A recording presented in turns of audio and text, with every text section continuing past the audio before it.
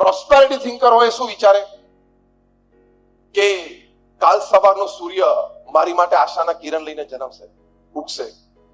કાલે સવારે મને કોઈક સાથ સહકાર સમાજમાંથી મળી જશે. કાલે સવારે મારા પ્રશ્નનું સમાધાન આવી જશે. એક હોપફુલ એટીટ્યુડ, એક ઓપ્ટિમિસ્ટિક એટીટ્યુડ એ પ્રોસ્પેરિટી થિંકરને હંમેશા રહે. અને પોવર્ટી થિંકર હોય શું કરે કે હંમેશા ગરીબાઈ વિચારે કે હવે હું તો અંધેરામાં ધકેલાઈ ગયો, હવે મારે કોઈ સાથ સહકાર નથી, કોઈ મને ટેકો આપતું નથી, કોઈ મારી સાથે ઊભું નથી રહેતું, મારા પ્રશ્નનું સમાધાન નહીં મળે. આવા વિચારો નીચે દબાઈ જાય.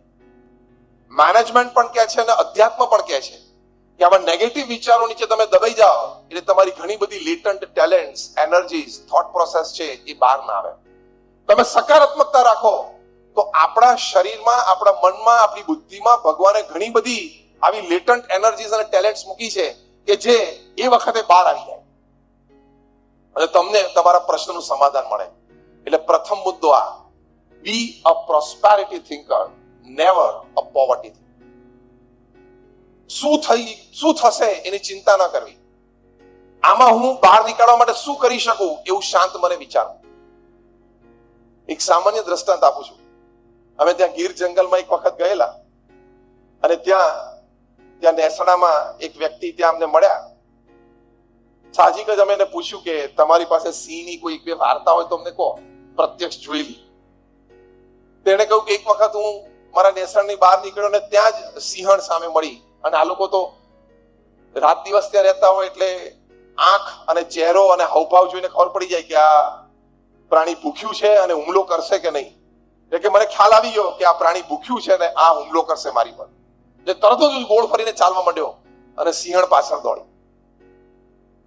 એટલે પૂછ્યું તમે આ ઘરથી કેટલા દૂર હતા? તો કે સ્વામી હું તો લગભગ 150 ફૂટ દૂર હતો. 150 ફૂટ દૂર હોય તમારા ઘરથી અને સિંહણ પાછળ દોડે તો ઘર સુધી પહોંચવું તો અઘરું છે. તો કે અઘરું જ હતું. પછી મેં કહ્યું શું થયું? તો કે સ્વામી આ તમને આ વંડી દેખાય છે, તેની ટ્રેડિશનલ ભાષામાં દિવાલને વંડી કે આ વંડી દેખાય છે. મેં કહું આ.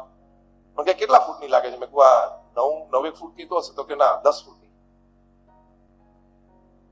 હું કૂદી ગયો. કે મેં કહું આ દિવાલ તમે કૂદી ગયા? તો કે હજી મને પણ નથી મનાતું. પણ મેં કીધું કૂદી કેવી રીતે ગયા? તો કે સિંહણ પાછળ પણ મેં જોયું અને મને ખબર હતી કે મને મારી જ નાખશે.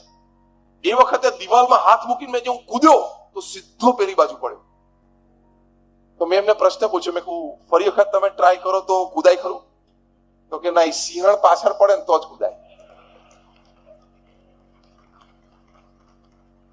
આની પરથી મારે તમને એક બહુ જ સરસ વાત આ સમજાવી છે કે કોઈ પણ પ્રશ્નના સમાધાનની વાત ભગવાને આપણામાં મૂકેલી જ છે. શાંત મને વિચાર કરીએ તો દરેક પ્રશ્નનું સમાધાન મળે છે. કોઈ વાતની ચિંતા રાખવાની જરૂર નથી. કોઈક સમાધાન થોડા દિવસોમાં મળે, કોઈક સમાધાન માટે થોડા અઠવાડિયા જોઈએ, કોઈક સમાધાન માટે થોડા મહિના જોઈએ. Every problem has a solution. આ માનવાનું. કેમ? દુનિયામાં કોઈ પણ લોકસ્મિથ એટલે જે તાળું બનાવતા હોય એ ચાવી વગરનું તાળું બનાવતા નથી. તાળુંને તાળું તો જ કહેવાય જો એની પાસે એની ચાવી હોય તો. જો ચાવી ના હોય ને તો એ તાળું છે ને એને તાળું ના કહેવાય, એને લોખંડનું ગચ્ચિયું કહેવાય. તાળાનું અસ્તિત્વ ચાવીના લીધે છે.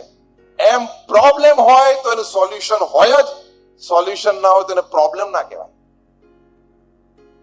દરેક તાળાને એક ચાવી હોય એમ દરેક પ્રશ્નને એક સમાધાન હોય જ. સામાન્ય તાળું બનાવનાર વ્યક્તિ પણ તાળું ચાવી વગરનું નથી બનાવતો. તો ભગવાન આપણા જીવનમાં એક પ્રશ્ન ઉભો કરે એ સમાધાન વગરનું કેમ ઉભો કરે? સમાધાન તો છે જ, ચિંતન કરવું પડે, શાંત મને. એની માટે જે પહેલા વાત કરી, you should be a prosperity thinker. તમારે સકારાત્મકતા જ હંમેશા વિચારવાની કે સારું થશે, સમાધાન મળશે, આવો બેસીએ, વાત કરીએ, ચર્ચા કરીએ, આપણે કરીએ. There is always a solution to a problem. તો આ બીજી અગત્યની વાત વ્યક્તિગત જીવનમાં અને સામૂહિક જીવનમાં, નાના મોટા આયામો ચલાવવામાં, બેંક હોય કે ઇન્ડસ્ટ્રી હોય, અમે સંસ્થા એનજીઓ ચલાવીએ છીએ, નાના મોટા પ્રશ્ન તો આવે જ. અને એકચ્યુઅલી કોર્પોરેટ અને કોઓપરેટિવ સેક્ટર કરતા એનજીઓ ચલાવવી વધારે અઘરી છે. કોર્પોરેટ અને કોઓપરેટિવ સેક્ટર્સ કરતા એનજીઓ ચલાવીને એ બહુ અઘરી છે. કેમ? હું તમને મેનેજમેન્ટની દ્રષ્ટિએ સમજાવું. કોર્પોરેટ સેક્ટર અને કોઓપરેટિવ સેક્ટરમાં પ્રિન્સિપલ શું છે? Pay and smile. Pay and smile. કર્મચારીને શેઠનો પગાર ગમતો હોય તેના ચહેરા ઉપર સ્મિત હોય, અને કર્મચારીનું કામ શેઠને ગમતું હોય એટલે શેઠના ચેરમેનના ચહેરા ઉપર સ્માઇલ હોય. જો એટલે પરસ્પર સ્માઇલ નું કારણ શું છે? એકબીજા માટે જે કર્યું છે, the employee pays in work અને the chairman કે the owner pays in money. Simple. એટલે સ્મિત છે. અમે જે એનજીઓ માં કામ કરીએ છીએ ને, ત્યાં સર્વ એન્ડ સ્માઇલ રિલેશન હોય. સેવા કરવાની અને ચહેરા ઉપર સ્મિત રાખવાનું. તમારે કામ કરવા પાછળ પૈસો છે, ચાલક બળ છે, પ્રમોશન છે, ચાલક બળ છે, 2 વર્ષ પછી મારે ડાયરેક્ટરશિપ આપવાની છે, એ ચાલક બળ છે. એમાં ખોટું પણ નથી, એ હકીકત છે, એક ઇન્સ્પિરેશન છે. અમે એનજીઓ માં કામ કરીએ છીએ ત્યાં આમાંનું એકેય ચાલક બળ નથી. ફક્ત શુદ્ધ ભાવે સેવા કરવાની ભાવના હોય તો જ દાયકાઓ સુધી તમે એનજીઓ માં ફૂલ ટાઈમ રહી શકો. પાર્ટ ટાઈમ એનજીઓ માં બધા જ રહે છે. ફૂલ ટાઈમ એનજીઓ માં રહેવું ને ઇઝ નોટ અ જોક. કારણ કે ત્યાં તમને લૌકિક રીતે કોઈ પણ તમારું ચાલક બળ નથી. એટલે એનજીઓ ને આ કક્ષા સુધી પહોંચાડવી એ બહુ જ ચેલેન્જિંગ છે, જે પ્રમુખ સ્વામી મહારાજે પહોંચાડી. તમે દિલ્હીમાં અક્ષરધામ જોયું છે, એવું અમેરિકામાં અક્ષરધામ 265 એકર ઉપર બને છે, જે 2024માં ઉદ્ઘાટિત થશે. જોહાનસબર્ગમાં બને છે, સિડનીમાં બને છે. અને અમારા જેવા 1200 સંતોને પ્રમુખ સ્વામી મહારાજ દીક્ષા આપી. તમારા કોર્પોરેટ સેક્ટરમાં કે કોઓપરેટિવ સેક્ટરમાં પગાર આપ્યા વગર કોઈ કર્મચારી પાસે તમે કામ કરાવી શકો? શક્ય જ નથી. અમે 1200 સંતો વગર પગારે કામ કરીએ છીએ.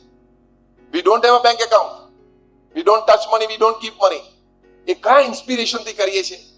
આ બે જ શુદ્ધ ભાવે સમાજની સેવા કરવી છે અને ભગવાનની પ્રસન્નતા ભક્તિ કરીને પ્રાપ્ત કરવી છે. એ જે ચાલક બળ છે ને, એમાં સર્વ એન્ડ સ્માઇલ રિલેશનશિપ ગોઠવાય છે. ધેટ ઇઝ સર્વ એન્ડ સ્માઇલ રિલેશનશિપ. અને અમને 1200 સંતોને પ્રમુખ સ્વામી મહારાજ દીક્ષા આપી. એમાં 750 થી વધારે સંતો graduate, post graduate, chartered account, doctors અને એન્જિનિયર્સ છે. એમાંથી 150 થી પણ વધારે સંતો બોર્ન અમેરિકન અને બ્રિટિશ સિટીઝન છે.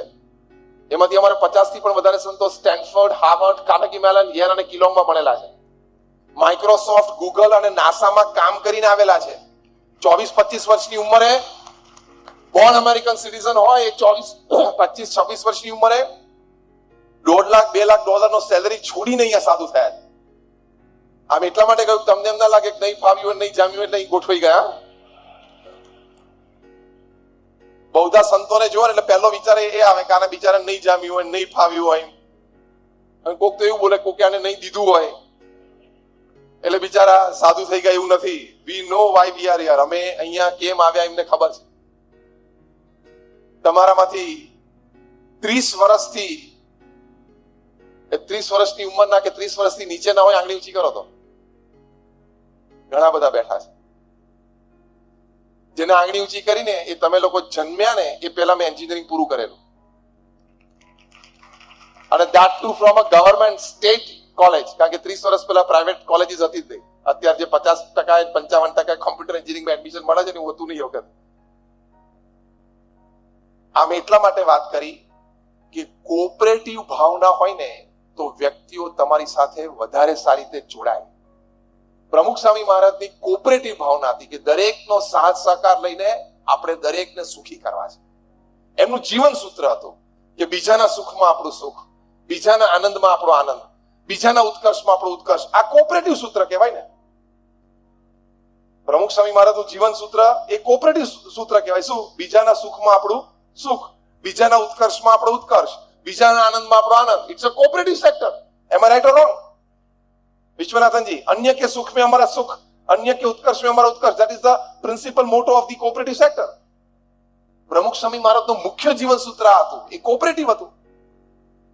એટલે એ સિદ્ધ કરી શક્યા શું? All cooperators coming together for the growth of the cooperative sector. એટલે મ્યુચ્યુઆલિટી મળ્યું અમને. તો ત્રીજી વાત આ સમજવાની કે ઘરમાં પણ આપણે, પરિવારમાં પણ કોઓપરેટિવ સેક્ટર છે. એ શું?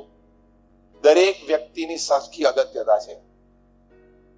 કોઓપરેટિવ સેક્ટર માને છે કે નાનામાં નાનો ડિપોઝિટર પણ અમારી માટે બહુ મૂલ્યવાન છે, અને નાનામાં નાની વ્યક્તિ જે લોન લેવા આવે છે, નાની લોન માંગે છે, એ પણ અમારી માટે અગત્યની વ્યક્તિ છે.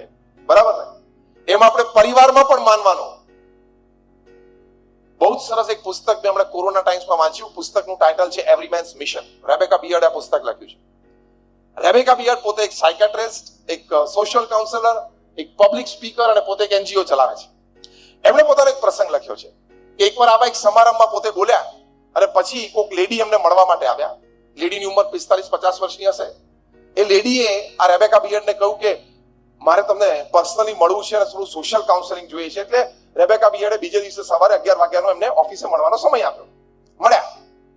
આ લેડીએ રેબેકા બિયર્ડને કહ્યું કે મને છે ને ઓફિસમાં વધારે મજા આવે છે અને ઘરમાં ઓછી મજા આવે છે.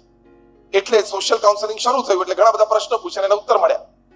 એની પરથી ખબર પડી કે ઓફિસમાં કેમ મજા આવે છે અને ઘરમાં કેમ ઓછી મજા આવે છે. તો ઓફિસમાં પોતે સીઈઓ કક્ષાના હતા, એટલે એમના ઓર્ડર્સ બધા લેતા હતા, એમનું ધાર્યું કામ થતું હતું, એટલે ઓફિસમાં મજા આવતી હતી વહીવટ વ્યવહારમાં. અને ઘરમાં કોઈ પણ વ્યક્તિનું, અહીં બેઠા છો એ બધાને પ્રશ્ન પૂછું છું, કોઈ આંગળી ઊંચી કરી શકે? તો આજ સુધી મેં મારા 15,000 સેમિનાર્સમાં પ્રશ્ન પૂછ્યો, હજી કોઈ આંગળી ઊંચી નથી કરી. તમે પણ કોઈ નહીં કરો કે જેમ કહેતા હોય કે મારા ઘરમાં અત્યાર સુધી બધું જ મારું ધાર્યું જ ચાલે છે. આંગળી ઊંચી કરો તો.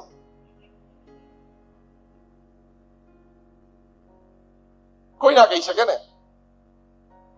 જેમાં બેંકને 50 વર્ષ પૂરા થયા, એક દિવસ એક કપલને 50 વર્ષ પૂરા થયેલા લગ્ન જીવન, અને સમારંભ યોજ્યો. જે મિત્રો હતા, સગાવાલા હતા, એ બધાએ એક સમારંભ યોજ્યો કે આપણે કપલને અભિનંદન પાઠવીએ. તો એક સરસ કાર્યક્રમ થયો.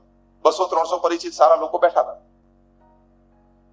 દરેકે પોતાની એક મિનિટની વાતો આ પરિવાર સાથે કરી, આ કપલ સાથે કરી કે અમારી આ એક સારી સ્મૃતિઓ હતી આ કપલ સાથે. પછી કોઈ બુદ્ધિશાળી વ્યક્તિ બેઠા હતા, especially I think Surat national cooperative બેંકના કોઈ ડિરેક્ટર હોવા જોઈએ. એને પ્રશ્ન પૂછ્યો કે તમારા 50 વર્ષનું સુખી લગ્ન જીવન ગયું, એની પાછળનું રહસ્ય શું છે? એટલે પેલા જેન્ટલમેને કહ્યું કે રહસ્ય બહુ સિમ્પલ છે. બધા અગત્યના નિર્ણયો હોય મારે લેવાના, અને મારી પત્ની આજ પાડી, અને ઓછા અગત્યના હોય એ મારી પત્ની નિર્ણય લે, હું આ પાડી દઉં. સારું કર. તમને લાગે છે આવું કામ આમ 50 વર્ષ પૂરા થાય? આમાં કોઓપરેટિવ સેક્ટર જ નથી આવતું.